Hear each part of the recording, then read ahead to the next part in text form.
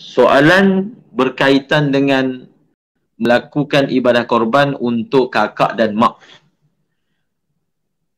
Yang pertama, zahirnya daripada soalan ini, dia merujuk kepada orang yang masih hidup. Maksudnya kakaknya masih hidup dan emaknya masih hidup.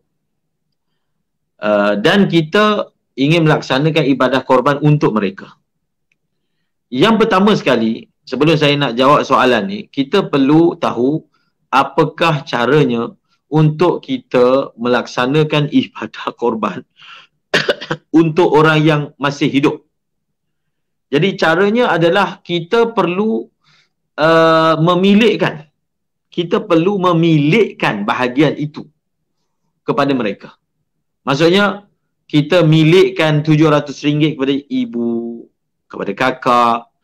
Kemudian setelah mereka memilikinya, mereka membeli bahagian untuk dikorbankan. Bukan kita beli tanpa pengetahuan mereka, tapi kita niatkan, ini korban ayah, ini korban ibu, ini korban kakak. Dia tak jadi. Sebab ibadah korban ni ibadah. Bila ibadah, dia memerlukan niat. Kita tak boleh niatkan korban bagi pihak orang lain, melainkan setelah dia mengizinkan atau dia mewakilkan. Maka kalau ingin melakukan korban untuk orang yang masih hidup, kita perlu memaklumkan kepada dia dan kita perlu memilihkan binatang itu ataupun bahagian itu ataupun wang yang akan dibeli dengannya. Barulah jadi dia punya korban. Bukan kita beli, kita tak milikkan dia, kita kata itu korban dia. Tak jadi. Dia tidak akan jadi korban untuk dia. Dan setelah kita melakukan mengikut prosedur ataupun syarat yang saya sebutkan tadi, adakah kita mendapat pahala? Kita dapat pahala lah.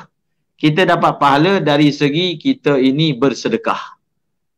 Bersedekah. Pahala korban yang akan memperolehinya adalah kakak kita, ibu kita, kita mendapat pahala sedekah. Tetapi sedekah yang kita dapat pahalanya itu bukan sedekah biasalah, sedekah untuk membantu orang korban. Maka nilainya berbeza dengan sekadar sedekah bagi duit biasa sahaja. Tetapi pahala sepenuhnya korban dimiliki oleh orang yang berkorban. Siapa yang berkorban, maka dialah yang akan mendapat pahala bagi ibadah tersebut.